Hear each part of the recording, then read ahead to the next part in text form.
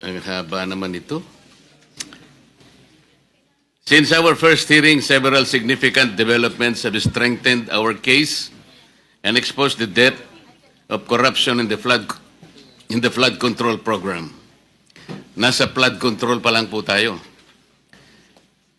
Let me put this in perspective for the Filipino people watching. The President reported that from 2022 to 2025, 545.6 billion was allocated for 9,855 flood control projects. Of this staggering amount, just 15 contractors, representing 0.7% of all registered contractors, cornered 100 billion pesos, or 20% of the entire budget. We have received reports of at least 60 ghost projects worth billions of pesos. These are incomplete, substandard projects and those completely non-existent structures that exist in the minds of the malefactors or only in falsified documents and fraudulent reports. What struck me most during our last hearing was not just the scale of plunder, but the sheer arrogance displayed by those who stole from the Filipino people. Masyadong mahaba po ito. Kailangan po nating makatipid sa oras. I will just say that I took note of the comment by a noted columnist.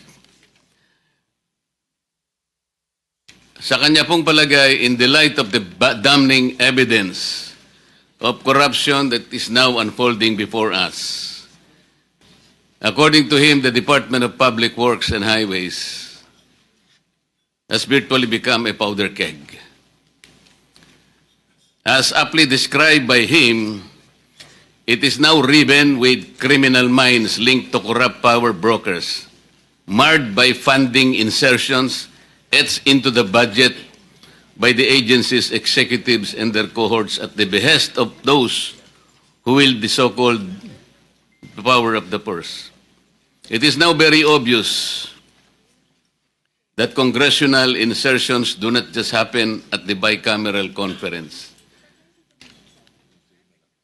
They begin at the district level, where collusions between the bureaucrats and politicians take place. Ladies and gentlemen, we are still in consideration of the motu proprio inquiry in aid of legislation on the Philippines underwater, including the privileged speech of Senator Panfilo Lacson entitled Flooded Gates of Corruption, delivered on August 20, 2025. At this point, let me ask the Director General to acknowledge the witnesses and resource persons.